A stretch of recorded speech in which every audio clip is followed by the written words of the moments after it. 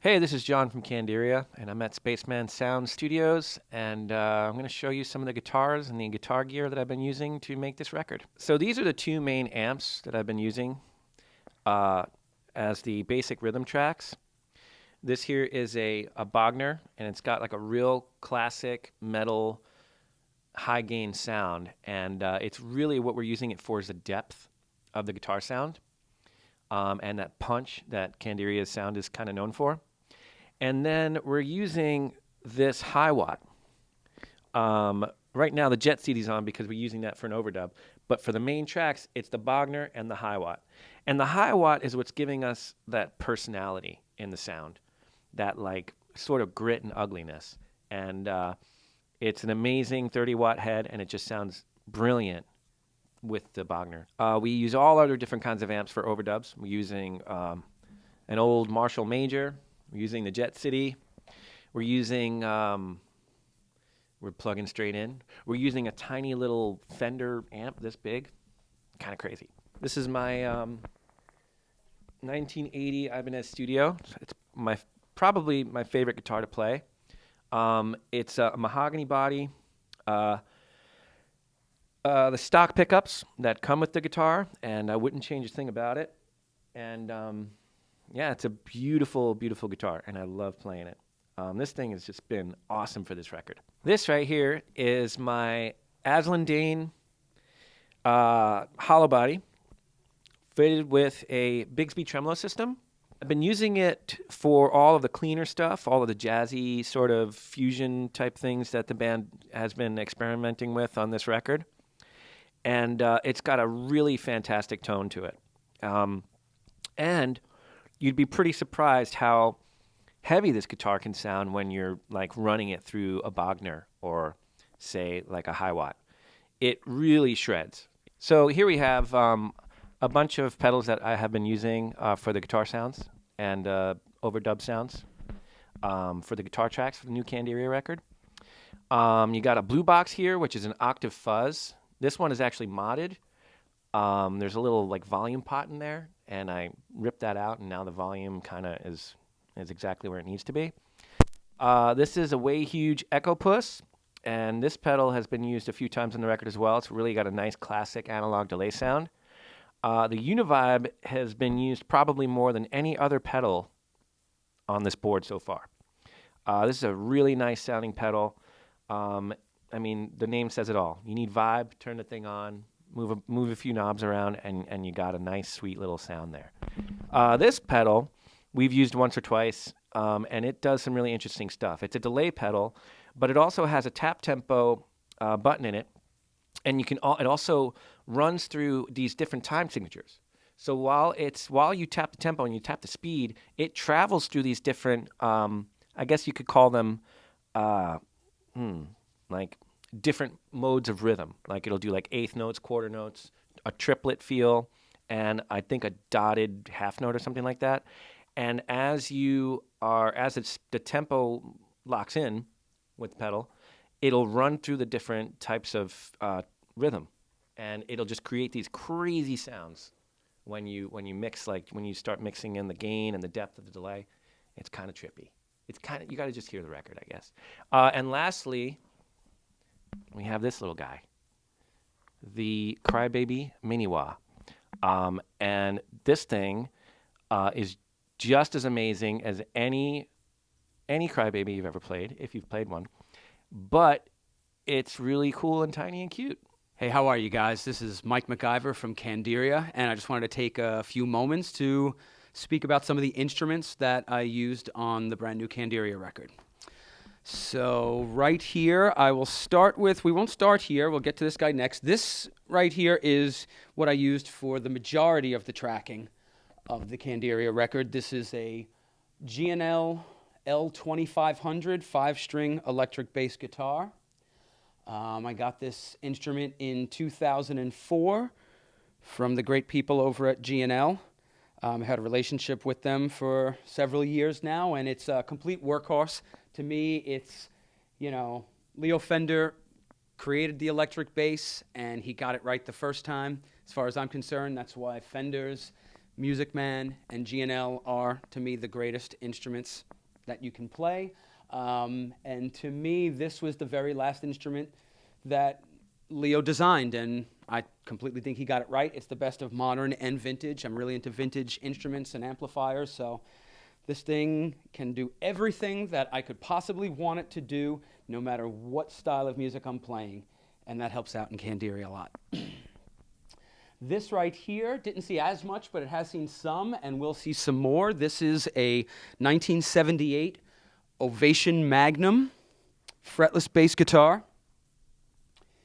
It's, depending on what your thoughts are, either the ugliest instrument or one of the most beautiful instruments that you could kind of come up with. It's a very, very unique instrument in both sound and design. And that's probably because the guy who created this made his bones designing helicopters. And we'll leave that right there. And then the last instrument that I used on this record so far, that is, at least not to piss off any of my bass playing brethren, but this, I played some guitar tracks on this record as well. And this is a 1978 Gibson Les Paul recording. A lot of people won't really be too familiar with this instrument because the Les Paul recording is not exactly a very, very common model of Les Paul. Completely different pickup configuration and type of pickups and electronics. Les Paul designed this guitar for the studio musician so that the studio musician didn't have to bring a Fender Stratocaster and a Gibson Les Paul and a Fender Telecaster or what have you to get all sorts of different sounds. You can basically get any one of those sounds with this one instrument. Something to note also was that once Les Paul designed this guitar, this is the only guitar that he played until the time he died. I think the first year that this was in production was in 1971, and he played that up until his death only a few years ago. It's a fantastic instrument. I love it. It's my favorite guitar and one of my favorite instruments that I've ever owned in my entire life, if not my favorite. This is very, very common to what most people know when they think of rock and metal. It's sort of the sound of rock and roll and American rock and roll. This is an Ampeg 810 cabinet. The refrigerator, the Beast, lots of people have different names for it. And, again, it was designed and it's perfect, and I can't imagine really using anything else. I've been using an amp like this, or a cabinet like this, I should say, for, I don't know, it's got to be like 15 or more years, and, besides it really breaking your back, it's the perfect sound, Right here, for bass, we used this right here. This is a 1972 Marshall Major. Now, this was originally designed at a time when amplifiers were amplifiers. You didn't have guitar amps and you didn't have bass amps. They were amps, and you plugged in whatever into them. So that's what this whole workhorse is. This is different from, say, like a JMP or a Plexi, even though it's around the same time in the sense that it's 200 watts as opposed to, 100 watts. And it's just absolutely fantastic. Bass players have used them. Guitar players have used them. It's super, super clean. You got to dime it out to get distortion, and you don't want to be in the room when it's dimed out because it will just completely, just destroy your ears. The first time when I first got these two amplifiers, I played guitar through one of them for maybe 20 minutes to a half an hour in the studio, and I played so loud that I physically got ill and had to put the guitar down and lie on the floor of the studio for about 20 minutes to a half an hour before I was well enough to get up and leave the studio. So, sonic terrorism at its finest right there. This one right here is a 71, this is a 72. We used this one for some guitar and this one for bass. They inherently have sort of different qualities. That's why we chose to use one for guitar and one for bass, but it's a beauty. Okay, so now we're going to talk about a couple of the effects that I used on this record. For the most part, with the exception of the distortions, I just used guitar pedals. But then, I do dig the bass-centric, overdrive and distortion pedals. So what we have here this is an Earthquaker Devices Dispatch Master. It's both a delay and a reverb combined. Depends on if you choose to put in, the delay or the reverb. It's really, really cool. One thing that's cool about it is that it, unlike a lot of delay pedals, it won't self-oscillate. So if you jack up the time, you almost get like infinite repeats. Whereas a lot of times, if you use the regeneration knob on a delay pedal, eventually it'll start oscillating and making this noise that's really, really cool, but, it can get uncontrollable and you can't really use it to an extent. This thing will not self-oscillate. It's a very, very cool pedal. This is another delay pedal. I'm way into delay pedals. Carbon copy, MXR, fantastic. It is a great, great true bypass analog delay. To me, when I think of delay, this is the sound that I kind of hear in my head. Although these two guys didn't use it, you get like tones like David Gilmour got with Pink Floyd, tones like The Edge got with U2. It's just fantastic. And this one is cool in the sense that you jack up the regeneration knob, and it will self-oscillate. And basically, you can make it sound like a spaceship is landing. It's really cool. This is another Earthquaker Devices. This is the Afterneath pedal. This is a kind of pedal that to me is a complete game changer. I've used it a lot more on guitar than on bass because I feel like it just kind of loans itself more towards that. But it's basically a very, very unique kind of reverb pedal in the sense that it just creates these like soundscape-esque tones that, you could leave, depending on the part you're playing, and you could leave this pedal on all the time and never have to take it off. And it seems like what it does in the background, it never gets in the way. It just is just, awesome in a box. That's the best way I can put it. This is Return to MXR again. You'll see a connection that I sort of dig. Earthquaker Devices and MXR.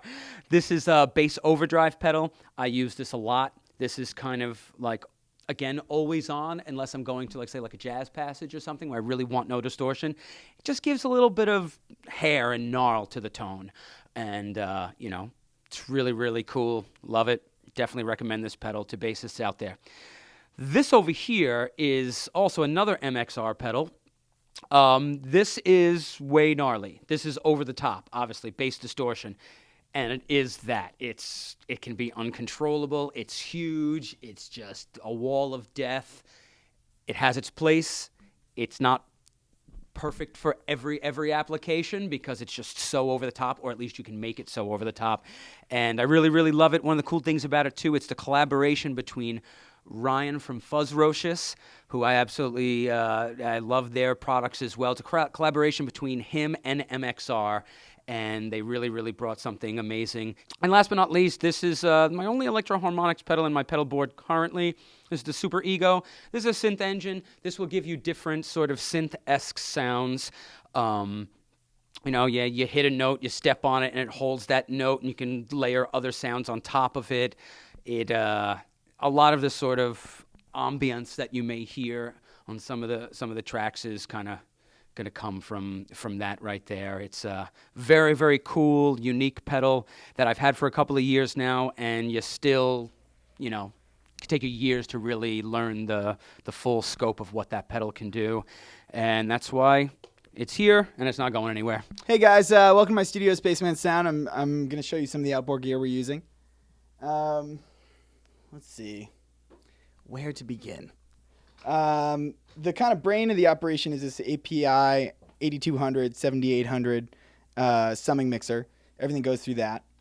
Got a bunch of outboard, bunch of compressors. Got this Day King FET 3. I love this Lindell 17XS. It's the Zen Pro mod, and it just sounds amazing on everything. Got the Kush Audio Fatso. UREI LA12, which I love on kick and snare and bass and all kinds of stuff. BC1 bus compressor, TK Audio. Love this thing. Just pumps like hell, kind of SSL style. And, use the Pro Tools. Use the Logic, but Pro Tools on Candiria. Candiria? Candiria. Hey, I'll meet you guys at the Candiria later. We're going to have lunch. You want to sit together? This is the first day of recording, right? Yeah, exactly. What were you guys? Oh man, cables. cables are important. We've used cables on almost every single track of the record. Got this Taft audio mixer over here. It's basically for headphones and monitoring, just for zero latency, all analog monitoring.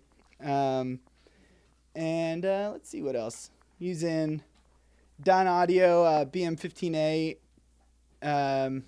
monitors. Loving these Universal Audio LA610s. They're tubes, which means they sound amazing, but not on a lot of stuff in heavy music. So for a lot of the drums and guitars and stuff, we're using Neve style and API style pre's. Mostly these 7-circle audio pre's, which we love. They're kits that you build yourself, and we love them on everything. I would say the thing that's going to be all over this record is this Abominable Electronics Hail Satan pedal. It's a really nasty fuzz. It's sort of Big Muffy, but it really has its own take. It's got a diode clipping stage. It just sounds insane.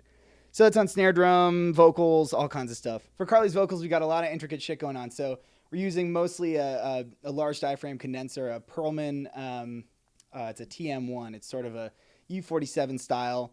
It's sort of tuned for the digital age, so it doesn't quite have the hyped top end to push into tape.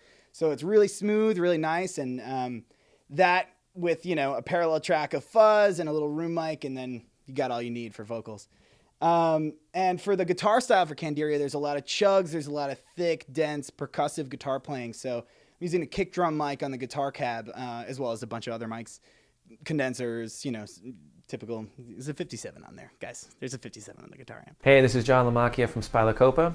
I'm going to show you all of the gear I used on the new record that was just put out called Demon John.